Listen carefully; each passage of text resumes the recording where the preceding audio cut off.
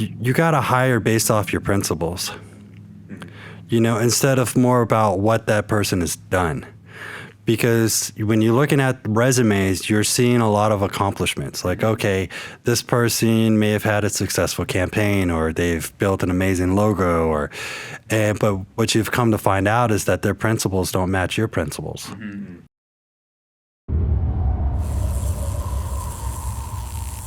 Yeah, let's talk about hiring and training first. Like, what role does that play in building a team that that you don't feel the need to micromanage? Mm-hmm. What are you looking for in an interview process? Mm-hmm. Yeah. Well, I'm glad you brought this up, Matt, because we'll talk about this more, in one of our other episodes. We'll go into how to hire the right people. But the beginning part is you got to hire based off your principles, instead of more about what that person has done. Because when you're looking at resumes, you're seeing a lot of accomplishments. Like, okay, this person may have had a successful campaign, or they've built an amazing logo, but what you've come to find out is that their principles don't match your principles. Mm-hmm. Yeah. And so right off the bat, that's going to be a problem.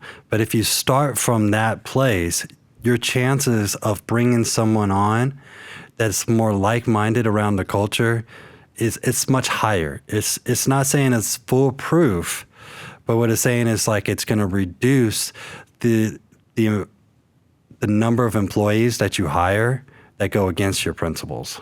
Yeah, I guess keep in mind, like when you're looking through resumes and people have amazing work in their portfolio, you can still find other people who are doing great work, but not all of them are going to have the traits that you're looking for. So you're saying put a major emphasis on those personality traits. Yeah, because okay, so again, using sports analogy, the Patriots way, right? The Patriots way is about like we bring people into our organization that fit our values.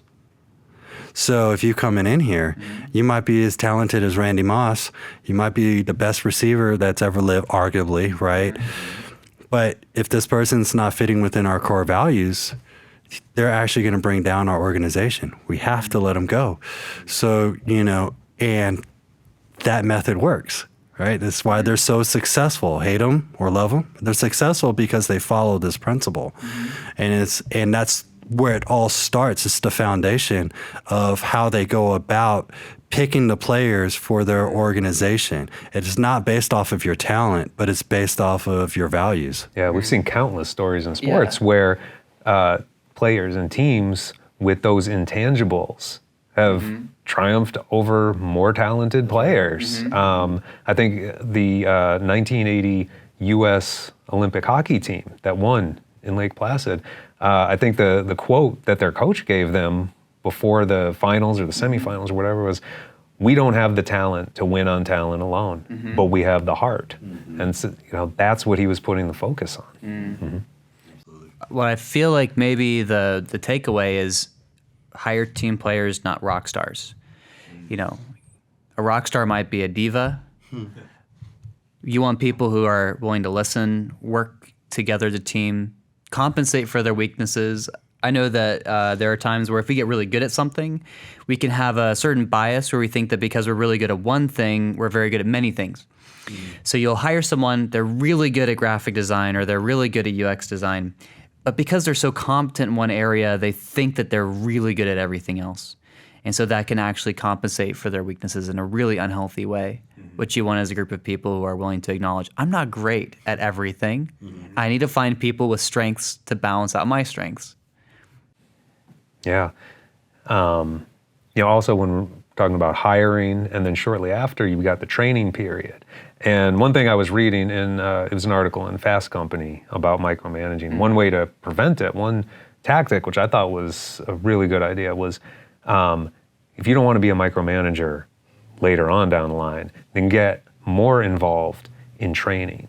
So one thing you can do is when you have a new hire, assign key tasks early on that they're early just enough to catch mistakes before they happen and before they become a real problem. so that you can address them early.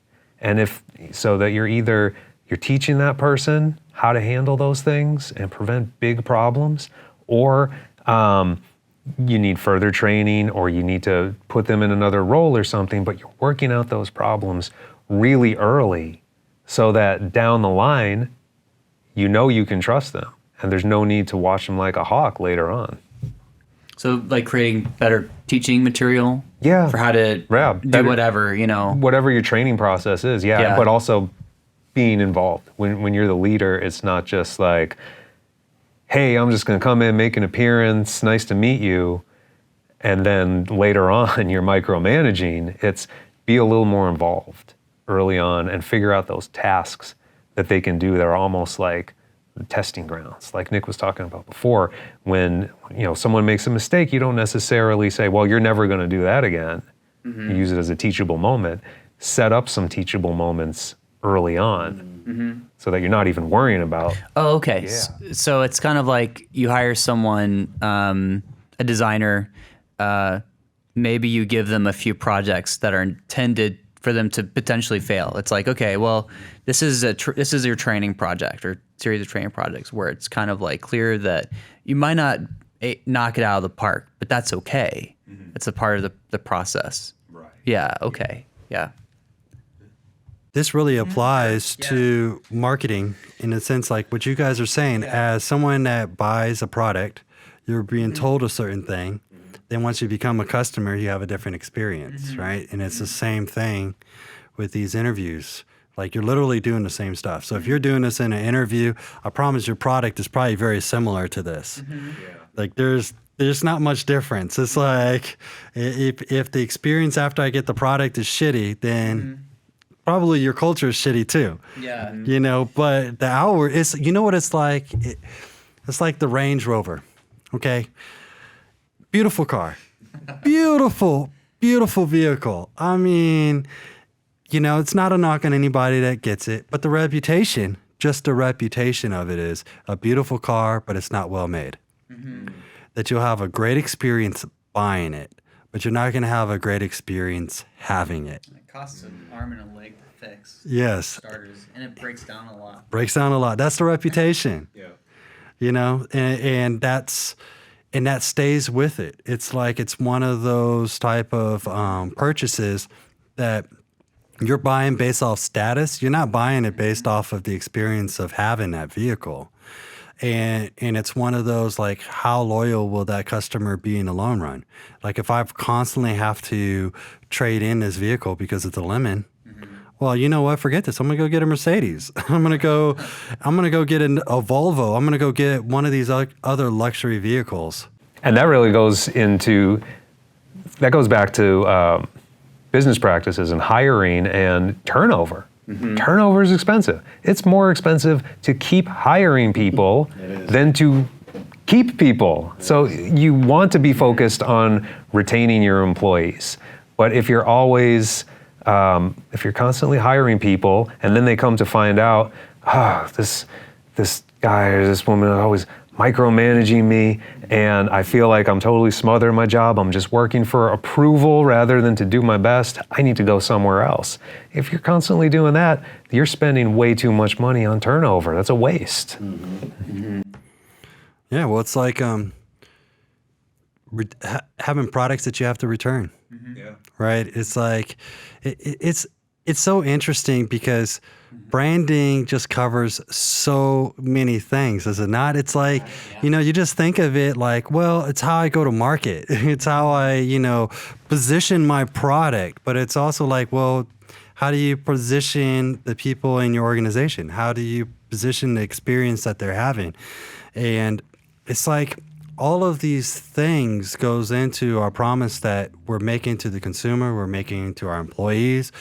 That if my product doesn't live up to all the things that I claim it lives up to, then people return it. And that costs a lot of money for an organization if they're constantly having to deal with people returning a product over and over. You're not going to stay in business very long, right? So, and it's the same thing with your team that I've experienced it and I've seen it where you go into these organizations and a year later, everybody is totally different. Like, wow, your entire organization has changed. That's a red flag. Like, that means promises are not being kept. I mean, even in this time and day where people stay at their jobs for on average 2 years, especially if you're a millennial or younger. However, if you're creating a culture that's keeping its promise, maybe those people stay for 3 or 4 years. Maybe they stay longer than what the average is. And because they're looking around, it's like, you know what it's like? It's like a neighborhood that's most desirable. If this neighborhood is living up to the promise of what it's like to live there, it's super hard to buy a house there, right? Barely anything ever goes on sale. So then when something does go on sale, people pounce on it because they're like, man, nothing ever goes on sale in this neighborhood. People love it.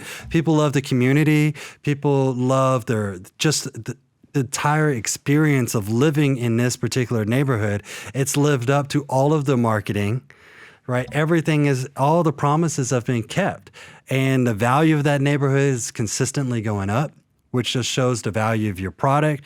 The value of working in that organization is going up. Then guess what? When that one person leaves, I mean, you're going to have like 100 people applying for that person's position, and that person knows it. So they're like, well, I don't want to let go of this good job.